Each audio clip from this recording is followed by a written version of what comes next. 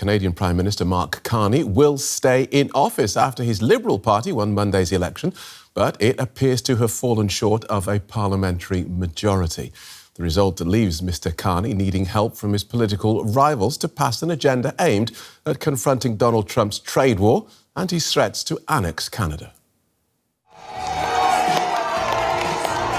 Mark Carney takes the stage following his election win, after a campaign overshadowed by threats from US President Donald Trump.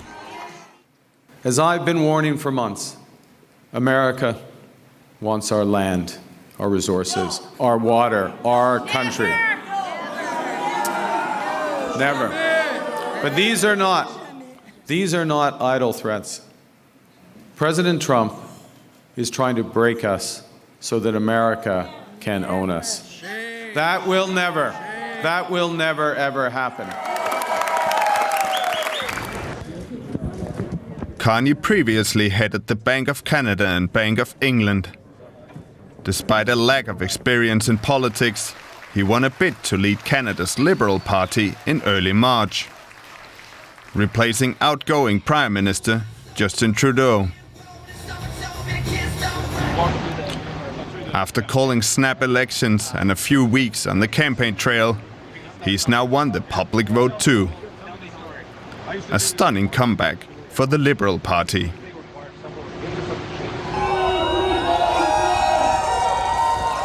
Back in January, opinion polls showed the Liberals trailing the Conservatives. A head start that turned to dust for Conservative leader Pierre Poilievre, following Trump's threats against Canada, addressed by Poilievre in his concession speech. We will always put Canada first as we stare down tariffs and other irresponsible threats from President Trump. Conservatives will work with the Prime Minister and all parties with the common goal of defending Canada's interests and getting a new trade deal that puts these tariffs behind us while protecting our sovereignty and the Canadian people.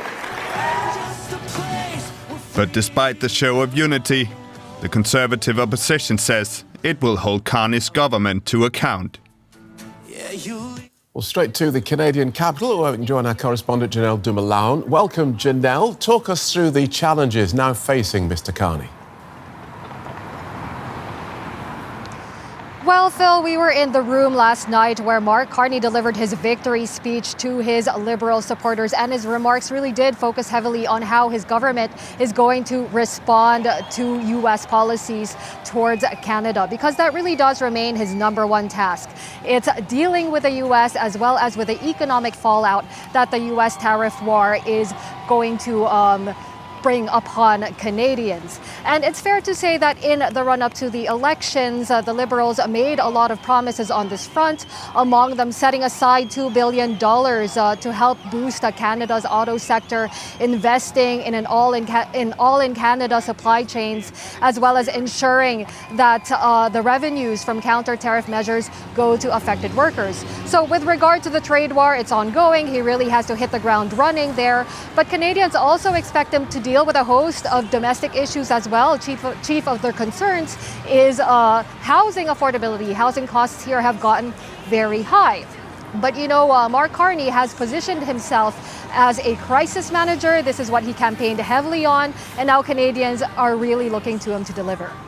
Tell us more then about Canada's coming relationship with its belligerent southern neighbour. How does Mark Carney plan to navigate that? Well, the tone from the two leaders has so far been very combative, as you know. Verbal shots are fired from both sides of the border. But the two men have spoken before. They spoke, for example, in a phone call last month, in a call that Trump said was productive. The two leaders also said that they will soon be setting a meeting after these elections in order to discuss the future of the U.S. and Canada's economic and security relationship. But I would like to point out that Trump seems to respect Carney more than he respected Carney's predecessor, Justin Trudeau. To my knowledge, I haven't ever heard Trump refer to Carney as Governor Carney the way he did with Justin Trudeau, calling him Governor Trudeau. But then Mark Carney, when he was talking about that same phone call a few days ago, he said that Trump once again mentioned his desire to make Canada the 51st state.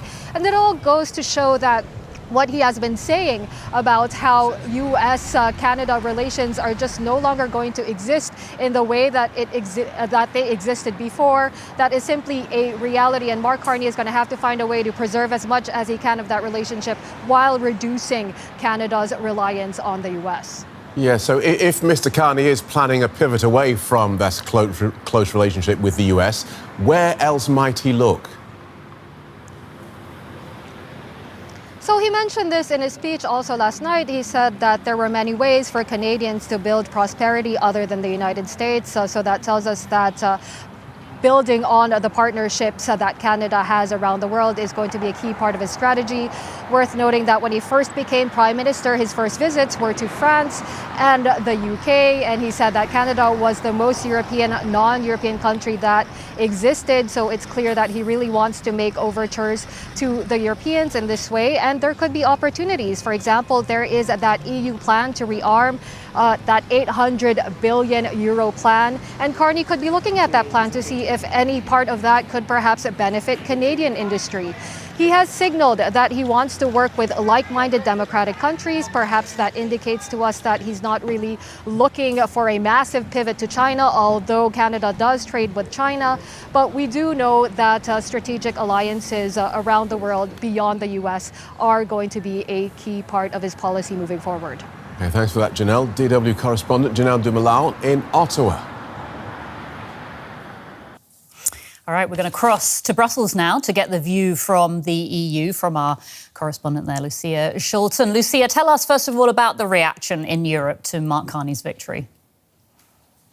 Yeah, so I think it's fair to say that there were quite some warm reactions to this victory. So we've seen politicians taking it to X. For example, there is the European Council President Antonio Costa, who said, warmly congratulated Mark Carney, saying that the EU and Canada are strong trade partners, that they share the same values, and that they also share their strong attachment to the rules-based international order.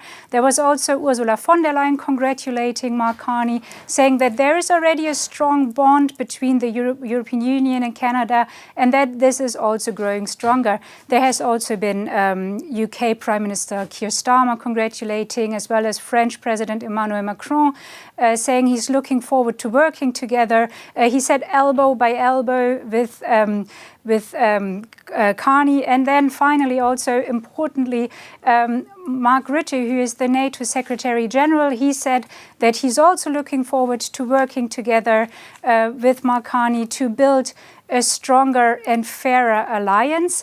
And then there were also some European politicians who did not only have words for this, but they also showed action. And they did take a selfie because they were meeting. There are some European leaders meeting right now at the Danish island of Bornholm. Among them, for example, the German foreign minister, but also the French foreign minister, and then ministers from the Baltics and the northern European states.